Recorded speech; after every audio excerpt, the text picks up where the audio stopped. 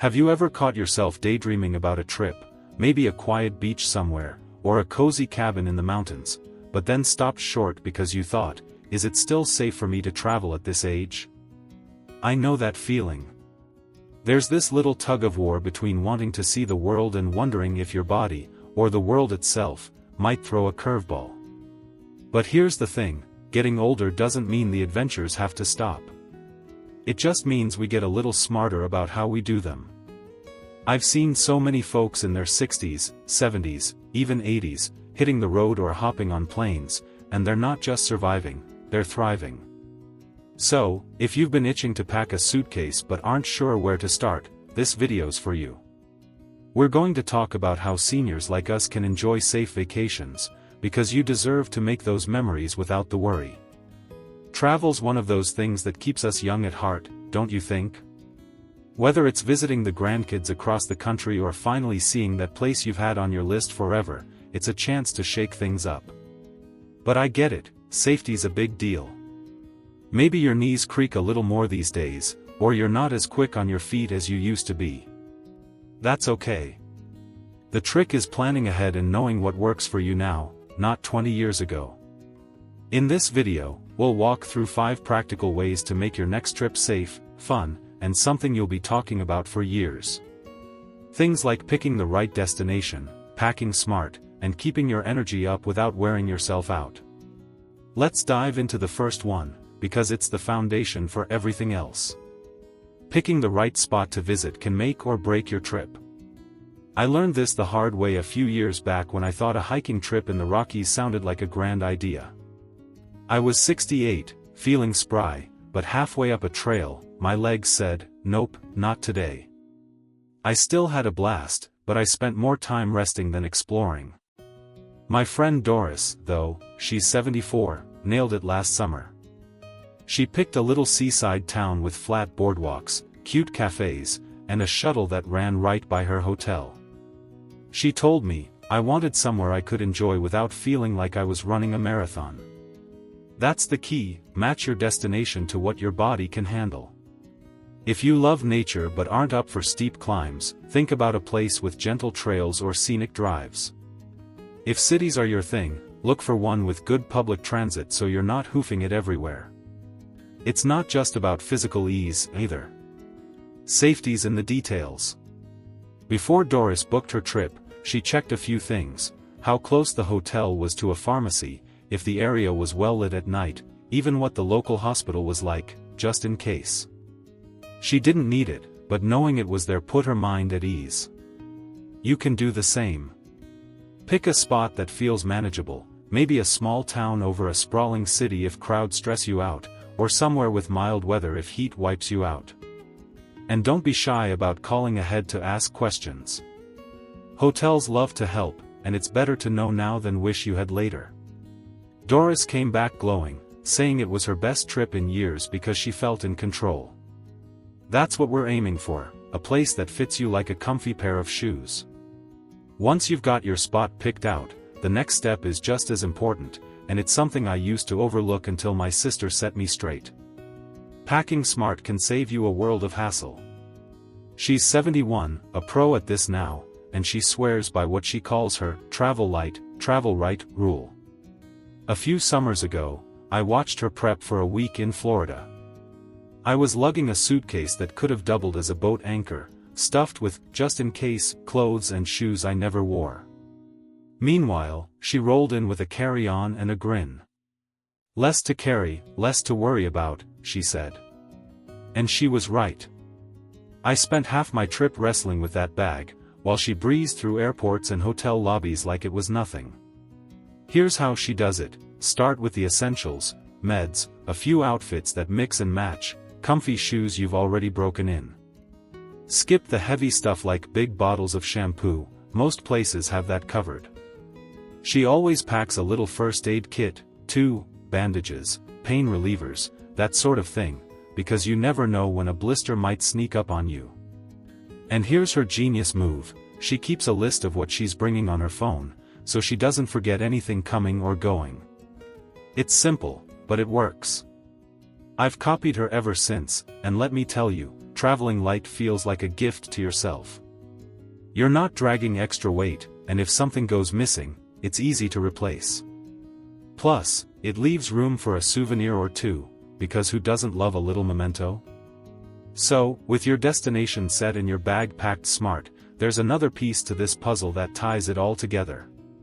It's about keeping your energy up so you can enjoy every minute without crashing. My old pal George, he's 77, taught me this one after a trip to see his daughter in California, and it's a game changer. So, there I was, picturing George lounging on his daughter's patio in California, sipping lemonade like he hadn't just flown across the country at 77. He's one of those guys who always looks like he's got it figured out, and after that trip, I had to know his secret. He laughed and said, "It's all about pacing yourself. You can't go full steam ahead like you're 30, but you don't have to sit on the sidelines either." That's the third thing that makes a vacation safe and fun for us seniors, keeping your energy up without burning out. George had this down to an art. He didn't try to cram a week's worth of sightseeing into one day. Instead, he'd pick one thing, like a morning at the aquarium, then spend the afternoon relaxing with a book or a nap. "I'd rather enjoy one thing well than stumble through 5, he told me. It's such a simple shift, but it makes all the difference. I used to be the type who'd push myself to see every museum, every landmark, until I was so wiped out I couldn't enjoy dinner. George showed me there's a better way. On his trip, he'd start with a good breakfast, nothing fancy, just oatmeal and fruit to keep him steady, then he'd plan his day around what he really wanted to do. If he felt good, he'd add a little extra, like a short walk on the beach. If not, he'd call it early and rest. He even packed a few snacks, nuts, a granola bar, so he wouldn't crash if lunch was late. And here's the kicker, he drank water like it was his job. Keeps the headaches away, he said, and he's right. I've started doing that too, and it's amazing how much steadier I feel. Pacing yourself isn't about doing less, it's about doing what matters most, and still having the oomph to enjoy it. That idea of pacing ties right into something else George mentioned, which I think is pure gold for any trip. It's about staying connected and safe, no matter where you are. He's not a tech wizard, none of us are, really, but he's learned a few tricks that give him peace of mind. Before he left for California, he made sure his daughter had his itinerary, where he'd be staying, his flight numbers, even the name of the little coffee shop he planned to hit every morning. He laughed about it, saying, "I'm not disappearing into the wild, but it's nice knowing someone's got my back." And he kept his phone simple but smart, emergency numbers saved, a little app to text his location if he needed to. Nothing complicated, just enough to feel secure. I've taken that one to heart myself. Last time I went to visit my niece, I did the same thing, shared my plans with her and my son, kept my phone charged, and even tossed a spare charger in my bag. It's not about expecting trouble, it's about knowing you're covered if something pops up. George had a story about a guy he met at the hotel who'd locked himself out of his room, silly mistake, but he couldn't call anyone because his phone was dead and he hadn't told a soul where he was.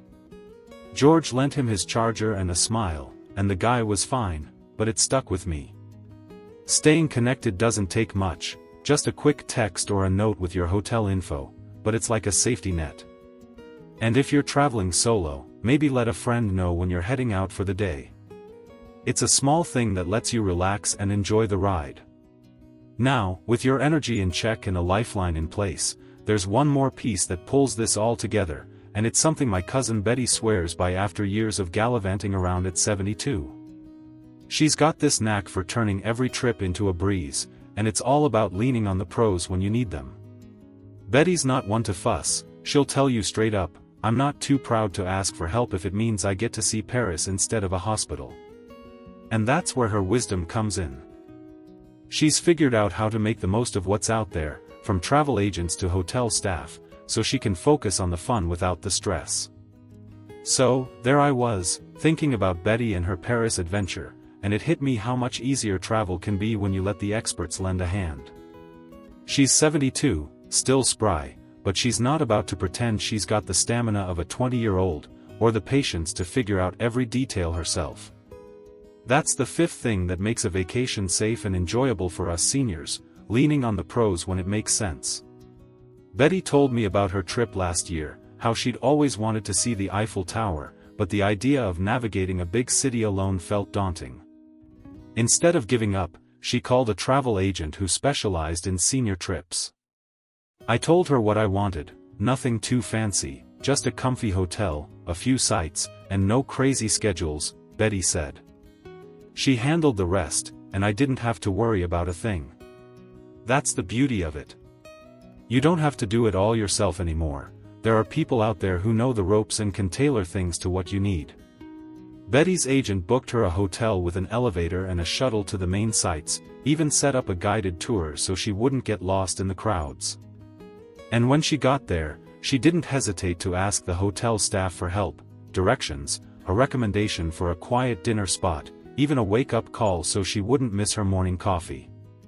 She laughed about it, saying, "They're paid to make my life easier, why not let them?" I love that attitude. It's not about being helpless, it's about being smart. Next time you're planning a trip, think about tapping into that kind of support, whether it's an agent, a tour group, or just the concierge. It frees you up to enjoy the good stuff without sweating the small stuff. Betty's story got me thinking about how all these pieces fit together, picking the right place, packing light, pacing yourself, staying connected, and leaning on help when you need it. It's like a recipe for a trip that's safe and fun, no matter how many candles are on your cake. I've seen it work for folks like Doris with her seaside strolls, George with his California chill, and Betty with her Parisian charm. And the best part? It's not about giving up what you love, it's about doing it in a way that feels good now. You might not be backpacking through Europe like you did in your 20s, but you can still sip wine by the Seine or watch the sunset over the ocean. It's your trip, your rules. I don't know about you, but that makes me want to start planning something right now. Maybe a weekend somewhere close, or that big dream trip I've been putting off. And I'd love to hear what you're dreaming about too. Where's the one place you'd love to go, and what's one trick you've picked up that makes traveling easier? Drop it in the comments. I'm always looking for new ideas, and I bet there's someone watching who'd love to hear yours too. If this video gave you a little nudge to dust off that suitcase, give it a thumbs up and hit that subscribe button. There's more where this came from, because we've got plenty of adventures left in us. Here's to safe travels and big smiles. Cheers to that.